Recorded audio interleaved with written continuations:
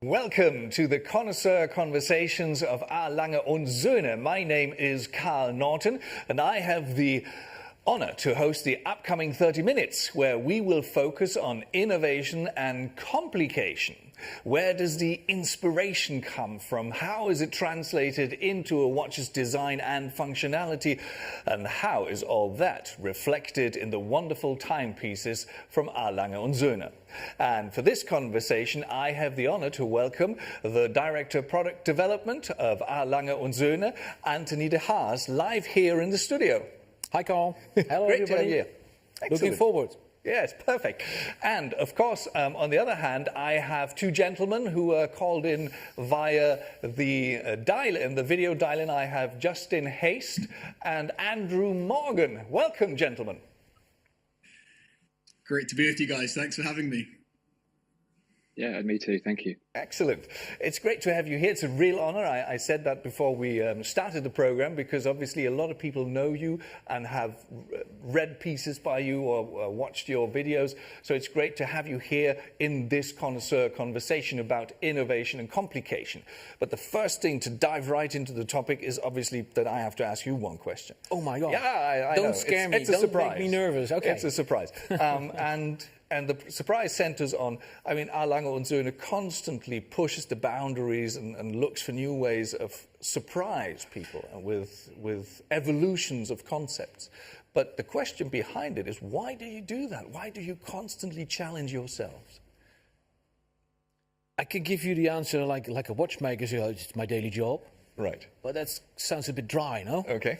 I think Lange is fine watchmaking, and we are really watchmakers. Right. And we coming from, you can call it inside out. The ideas come from the company. That doesn't mean that we are deaf and not arrogant, or very arrogant to not listen to the people on the market and the watch fans and connoisseurs. But yes, we have, this is in fact our daily job, and this is the Lange and Söhne way of doing things. And I think we're doing that consistently since 1994. And we didn't change, in fact, a lot of things. Yeah, okay, we developed and it was an evolution of the company and the brand. Right. But the roots are still the same. Okay, so let's see how these roots reflect in the market with other connoisseurs. Justin, you've been a contributor to various magazines in the past, and obviously you know your way around the old complication. So is there a favorite that fascinates you more than any other? Guys, before I dive into that, I have to ask, is that fireplace real behind you, or is that is that mocked up for the day? That is just another innovation, I guess. Yeah, this is the thing called back burner. My back. No, it's not real. It's not real. Yeah, no, we're actually totally safe here. It's not real. It's good. We're safe from COVID. Put my hand in the fire for this. No, yeah. Sometimes he walks on the coals, but that's just after a hard day's work, of course. No, Carl, I think that's an interesting question. I can only talk from experience as to how I came to the brand initially, and really it was a case of actually being. I remember the guys in the boutique here before we had the London boutique. There was only a few places you could go to see a Lange, and I spent a lot of time in Harrods, and I remember them sort of wondering who this weird guy was that just wanted to hang around in the boutique there, and I think I was almost chucked out a couple of times. But I can remember just being drawn to this idea of very simple design, very beautiful design, maybe Germanic, sort of Bauhaus inspired, but then also this overt level of complication and finishing. And it was this real juxtaposition that I was attracted to. And complication-wise, I'm wearing a Lange 1, which has always been my dream watch, and I actually never thought that I'd own. But I would have to say the Zeitwerk, because again, it epitomizes what Lange really is. It's this idea of simplicity actually not being the case, but real complexity behind the dial. So, watchmakers like Anthony know that, the Zeitwerk takes a great deal of complexity to deliver its function, but really it looks very simple on the outside. So that's the joy of the brand for me. And actually, people who admire what you're wearing often don't appreciate the work that's gone into it, and they really never get to appreciate the finishing that's obviously visible through the back most often. Right. Okay. So there we have it. Number one is Zeitwerk, but obviously we're going to ask Andrew roughly the same question. I mean, there are quite a few reviews of A. Lange & Söhne timepieces on Watchfinder that you did. Was there any moment when you thought, God, this complication is just, I'm just so grateful that I can say a few words to it, and how the people reacted? Well, for me, Lange has a particular quality to it that it's not like traditional watchmaking, in the sense that traditional watchmaking is about taking existing complications that have been around for donkeys and donkeys and making them again. Lange does something very different to that. It takes a new idea, a fresh idea, and it brings out something that people didn't expect. And there are so many examples of that, behind the typical tourbillons and perpetual calendars and things like that, examples where you'd think, how on earth did they think of that? And I have a theory about this. I think that maybe a decade or so ago, perhaps a little bit longer, someone in senior management, we won't say who, at Lange, perhaps didn't say hello to one of the watchmakers, didn't treat them very well, perhaps, but they were busy, they didn't get to say hi. And so that watchmaker thought, for every day for the rest of my life at this company, I'm going to think of ideas that make them wake up with a headache. I'm not going to say, yes, we'll just have a tourbillon. I'm going to say, we'll have a tourbillon with a piece of dial in front of it that moves out of the way at a particular time. And every single day, that's going to challenge the budgets and the board meetings. And every single day, they'll be reminded that they should have said hello to me. And I can't think of any other way that has inspired such innovative complications and innovative procedures and processes in this brand. It stands not just different in the sense that it's from Germany and not Switzerland, but just the whole methodology of thinking. It really is impressive. Right, so it is innovation by frustration. That's an interesting concept. So. That's my theory. That's my theory. and it sounds like an absolute Germanic way to come up with a new idea. Yeah, is that the case? Is that how you operate? That's funny, and now a Dutch guy should answer this. I think now things become very complex, but I will do my best. But it's true. We are not. I don't know. We are not. It's not quickly that we are satisfied. Okay. And the perfectionism, and it's another example. When we made, I think it was before my time. It was 2000. We had the Lange 1 tourbillon. We already had the idea of stopping a tourbillon, because the whole world was making tourbillons and saying, "Oh, this is extra precision and that." But until 2008. For the client, the buyer, the owner of the watch, it was not possible to check the accuracy. Right. Why? Once your watch is wound, the tourbillon is turning, and there was not something existing like in other watches, like you pull the crown and the system stops. You set the hands, you wait for the time signal, you do push, and 24 hours later you know how many seconds your watch is out or in your range in 24 hours. Right. But the tourbillon, the so to say precision watch, it's German, the precision watch, it was like not possible. And it is very delicate and a challenge to stop a tourbillon. But in fact, if you think logically, why nobody else thought about that? Right. It's a bit the same with the rattrapante and the double split and the triple split. The double split, we surprised the world in 2004. Everyone like, wow, double split, yeah, great, ooh. 14 years later, the same us came with the triple split. Ta-da, the triple split. And during these 14 years, maybe many in the industry have been in a very deep sleep. We expected way before something, like not a triple split maybe, but another interpretation of that split time measurement. And to be honest, 1 year before the launch of the triple split, I was a bit nervous because that would have been a bad moment for others to come. Hi, we have the triple split. Oh shit, the development is already ready, Right. and we're roasted, but we were not. Ah. And that is, we are watchmakers, and we, like this whole week in Berlin, what do? We talk about what we do, Right. and we love to do it.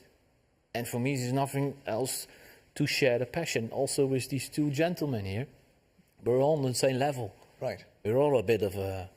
A Schraubenlocker, they say. a Schrauberlocker. Yeah, you say in German. Yeah, I don't know how you say this in English. No. But on the serious side, I mean, Justin, I think it was for Monochrome that you interviewed the CEO from A. Lange & Söhne, Wilhelm Schmidt, on the Concours d'Elegance. Now, coming back to what Andrew just said about the frustration and just playfully saying it is a very tense philosophy. When you interact with a CEO from that kind of sort, does it remind you that they come up with these really outrageous ideas like the Zeitwerk, or is it something that is completely surprising because you think no, they would always go for certain ways and they don't follow trends and they do their own thing? Well, to add more complexity to this, because Anthony's talking from a Dutch perspective now, I was born in South Africa, and Mr. Schmidt, most people, when they hear him, they think he might have spent time in South Africa. Now, I've worked out over the years that he actually has a place in South Africa. He's not from South Africa, but he has got South African roots. So that sort of softened the blow, and we could talk about rugby, we could talk about other things. So we've always got on really well. And actually, one of the really nice things about Willem is he's one of the most approachable CEOs out there, because you can actually have a proper conversation about it, about watches and the honesty that comes with that. That's one of the nicest things. And I think people can feel that maybe Lange, there's always that concept that it's not approachable because actually the price points are high. They're very much at the top of the industry, and actually it's completely the opposite. Both in terms of speaking to Mr. Schmidt and speaking to the watchmakers that travel the world doing the events with Lange, and also going into the boutiques. We've never really talked complexity, Mr. Schmidt and I, but I'm always interested in his view of the industry and Lange's willingness to take that on versus what they may want to produce internally. So, I'm sure Anthony sat in many boardroom meetings with Ms. Schmidt and the rest of the team talking about maybe what their ambitions would like to be for technical innovation. But actually, there's always that interesting position where you're looking at what the industry might be demanding or asking of you as a brand, but then what you really want to create internally. So, no, we've had some great conversations, but not specifically on that. I sort of wondered actually if Anthony, if there was a project that came to mind that you had actually had to turn your back on because you realised maybe you'd taken on a little bit too much or more than you'd have wanted to from a technological perspective. That's a good point. Let's see. I didn't get understood the question. Okay. If there had ever been a project that you had to turn your back on and walk away from because you took on too much in order to turn this into a reality. A kind of a Moby Dick. Yeah, you can have, that's a very literature-wise thing. Of course, when you develop, Right. Sometimes you're following your dreams. That's actually what we did with the Zeitwerk. Yeah. But we have some other projects which we had and we believe to do that. And it's always a balance. Many people think, what is technical possible? That's the one point. Mm-hmm. But then make it technical possible if you're doing new stuff that the people also understand, and they have they understand it so that they are willing to pay a price for this. You can say, this watch can do this and that. Yeah, it costs $2 million, and nobody, they're all looking at you. Okay, marvelous piece of thing, but no, that's not a good thing, I think. And it's always has to always embellish. So yes, of course, we missed it sometimes, of course, but that's part of development. Okay. And the thing is, and it's an interesting thing, and that I tell my team, there's always win. Out of a bad thing which doesn't work or it's expensive, and we take out the best things and we keep them, we put them something else. We have very often that bad ideas or dead end, out of this dead end, there were 3 projects who were successful. Right. You need to try, and we are extremely lucky to work at a brand where we have the possibility to do that. So that's in psychology it's called realistic optimist. Yes. So absolutely. So always. you really take the wins and then you develop them further. Just since he put it up, and that is really interesting. Can you take us just on a little journey from this idea to its execution? Like, let's say since we addressed the Zeitwerk, what about the Zeitwerk date, which was obviously, it sounds like a minor step, but it must have been a major one. So how does that happen? How do you add a complication to a complicated watch? Maybe we should start from the beginning. Yeah.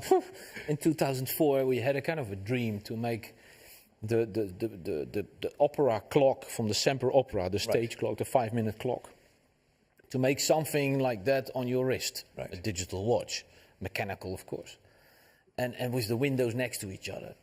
So you start dreaming and start creating let's call it a wish list.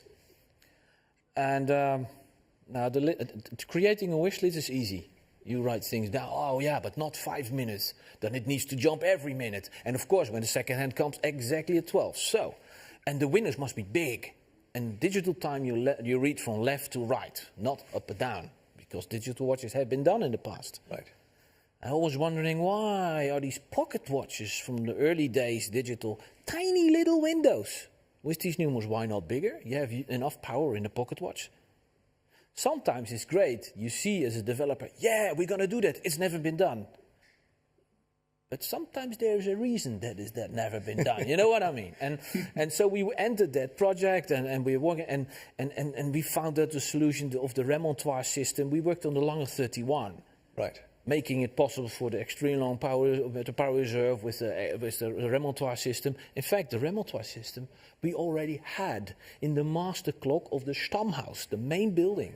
The old clock has a remontoire system. So that inspired us to get the solution of the Lange 31, where it jumps, recharges every 10 seconds. What happens if you find a system where you recharge every minute? And you use that moment of turn not only to recharge that secondary spring for the escapement, but also to turn the huge discs, where you need a huge energy for. So one follows the other. But the other point was the watch. The indication on the Zeitwerk is our minutes, digitally, power reserve and a small second hand. Right. We have our minutes, power reserve, small second hand in the 1815 up and down. Right. The 1815 up down costs 23,000 euros. The Zeitwerk is near 70. Right. That is a risk. Right. For us, following the dream. And we were not sure. And when we launched the watch in May 2009, I was like, yeah, okay, you know what? It looks cool. It will shock, polarize. Right. If people don't like it, it was just a one shot. And we continue our way. There were no plans of creating at that time a fifth product family. Right. No way. And then the reaction came, polarizing, and there were Lange fans who said, oh, this is not a Lange. But they turned after a couple of months, once they had the watch in their hand. So. Right. And that gives us energy. And then in the summer of 2009, I'm running around with the prototype, and I said in half dusk dawn, it's hard to read, the numerals are quite deep. Would it be great if there would be something possible like luminous hands, but then the numerals, and then the idea of the luminous was born. Right. That's how things go. Okay. Again, quite logical thinking. Why logical thinking? Because it's logical for us, because we are doing watchmaking. So you have your product, your watch, and you look at it and you say, oh. And that was the same with the Zeitwerk striking time. Right. The striking time, and it's maybe a bit of a controversial comparison. You know the Casio LCD watches from the 80s. You know, these little first, and they had an alarm and a chrono and the little pushers. Right.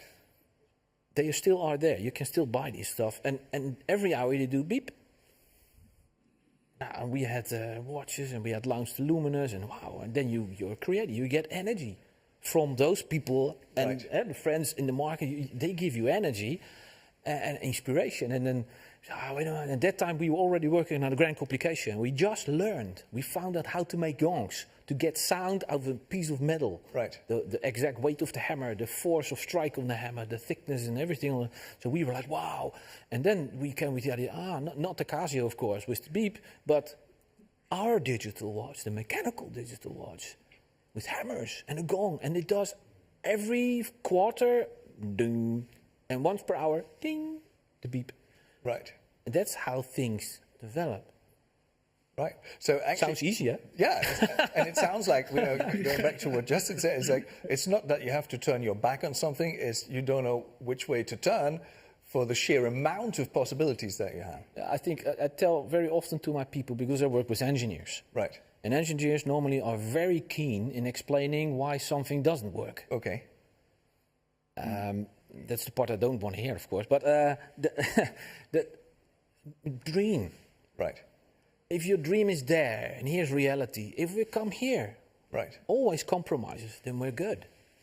But do not limit yourself by thinking in problems. Okay. And Andrew, you had a few of these dreams in your hands which also helped me make decisions with the great reviews that you do. Now, the question is, obviously you get a lot of feedback when you do the reviews. What astounds you the most in terms of the feedback when you do an A. Lange und Söhne review that you get from viewers?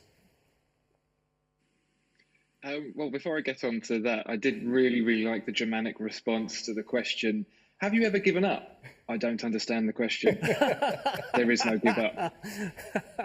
Give up is not an option. But truth be told, whenever we get to review a Lange, the work does itself. Right. You've seen the level of scrutiny that we go into for the visuals on the watch and the stories that we tell. And actually, when you get a Lange, it just talks to you. It tells you what it needs to say. You point the camera at it and it shows you the awesome quality. And I'm going to take this opportunity actually to say, we don't really get to show our faces quite literally very much. And there are two other people who are involved in these videos, Tom Preston and Chloe Hilda, who I'd like to give a big thank you to as well for making the channel what it is. And they, whenever a Lange comes in, there's two responses I get. The first is, oh, excellent, because I love shooting those. They're really innovative, and you can really explore the casebacks, especially to see the mini metropolis that you get inside.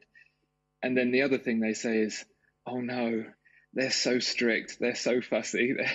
They want every detail to be perfect. They won't let a single thing slide. And it's really just endemic of the attitude of Lange that everything is perfect. But I think also what's really important and what really endears me to the brand is how emotive it is as well. Watchmaking can become a very serious thing, and you hear about serious collectors and you wonder at what point people start to remember the fun in it. But actually, a Lange watch is all about the fun and the exploration of the what if. And, to join links between another famous German brand, Porsche. Porsche could quite happily in the latest GT3 say, no, emissions, turbocharging, but they want their engines to rev and to sing and be enjoyable. And it's exactly the same with a Lange. It's with the Zeitwerk striking time, it's primarily an audible complication, but it's become a visual one as well. You can enjoy watching the complication in action. So actually, when you go to look at the time and it chimes the hour and you forget to read the time because you're too busy enjoying the look, you go ding, and you get to hear, yes, I need to check the time, because you can get so lost in just that visual exploration of the gongs and the hammers and just the sheer unusual layout of it. Right. I think I did some research, and it's the internet, so it's not really called research. It's stumbling on bits and pieces that have been quoted out of context. But I found that Justin said something about his Grand Lange 1, a never-ending quest for less but better. And then I found a review of the Lange 31 by you, Andrew, and I thought 31 days power reserve is not less. It's a lot. So I don't know if you remember off the top of your head when you tried the winding mechanism for the first time. So did that feel like an innovation, or was that rather something where you go, why on earth did they do that? Oh, the key, because I didn't know that it came with the key. Right. I knew about the watch, and we had the watch to look at and review, and the idea of this enormous barrel and the 31 days of power reserve. And then it was like, oh, and here's the key. The key, it's not a door. But of course, the torque required to wind such a large spring requires an innovative solution.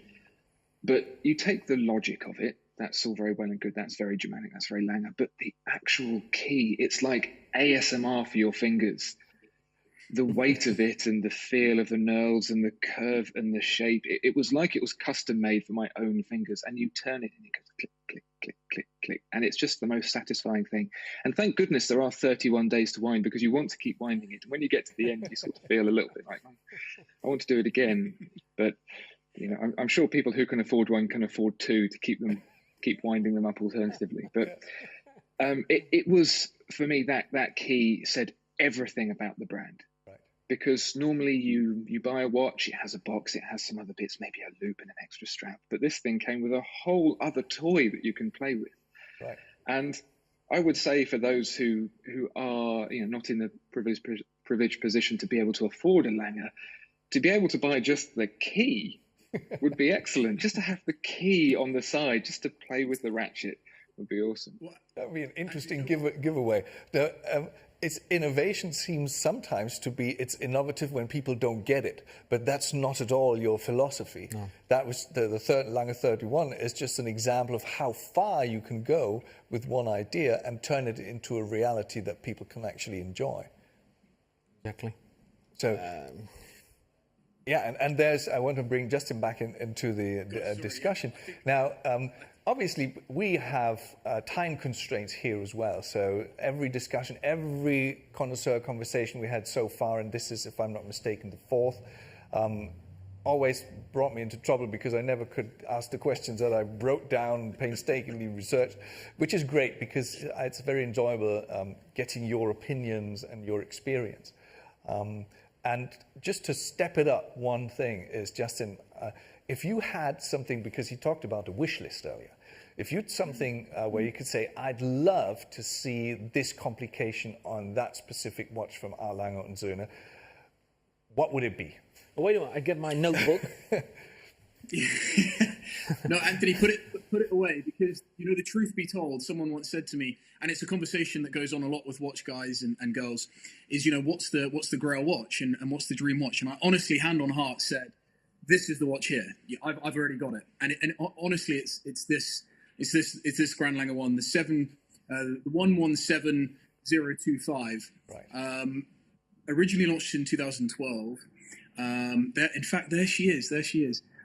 But I have to go back and actually say to Andrew that before this came onto the scene, I actually did get given a little balance cock, which was engraved at a Lange event. And that, for me, was, I guess, the key for you. It was kind of everything I could have ever wanted from the brand. And actually, talking of moments, and finishing and complexity, Lange in many ways has been my go-to for friends who've wanted to get into watches or may not have understood why I've got the passion that I have for watches.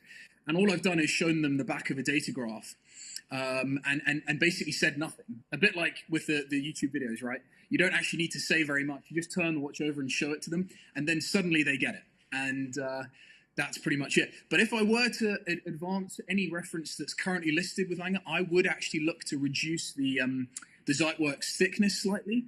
I would like to see a 40-ish millimeter Zeitwerk. And actually, Anthony, I don't know if it's possible, but the minutes windows, I've always looked at them and I've seen that slight step, and I appreciate the two wheels that you have in there, having to be the way they are. But I wonder if there's any way that they could be dropped down to the same level so they're readable on the same level as the hour. Right. So, do I need to answer? It's unusual that he has so much time to think. So it's a good indication of you made him think, I guess. I'm recording. You're recording. Excellent. So keep recording, because obviously Andrew is going to get his wish list out now. So which complication would you like I'd like to also... Yeah. Can I put a request in for one of those engraved balance cocks, please? I don't have one of those. I'd like one of those, please. It's noted, complication. Andrew. Okay, it's noted. It's noted, Andrew. Don't worry. We've had the sensible requests. Double split. Okay, yeah. Triple split. Okay. Date split. perpetual calendar split, now we're talking, right? Now we're talking. So you won't get to see the final split for years, but it happens, and you know it happens. And your watchmakers have pulled their hair out trying to make it happen. That would be awesome. Okay, excellent. And also, I mentioned in the beginning, we have this chat function open and requests come pouring in via the internet as well. So will the Lumen collection continue perhaps with a new Zeitwerk date? There's another one that you could put on your list. It gets endless. I don't know. And 100 of each. I really don't know. Okay, of course you don't. But what we do know is that we have actually run out of time, which is really sad to say because, you know, once you get going, and it's so, as I said, it's so great to have you guys on the show and just, you know, share your passion and your stories. And like Justin said, he wants to get people into watches. He shows them in A. Lange und Söhne, which is, I guess, a very high way of getting into watches. I started with something entirely different. But I've learned that entry level doesn't mean you have to enter from, you can enter from above. Also entry level, no? And plunge down and say, if this one grows up, it's going to be an A. Lange und Söhne. Excellent. But thank you very, very much, gentlemen, to take the time to dial in from the UK and speak with us here. Thank you very much to you again. A pleasure. Thank you very much. Thank you, guys. Great. It was fun. Thank you. So for Thank you so much, guys. for inviting us. lack of better puns, have a great time. Bye-bye. See you soon. Bye.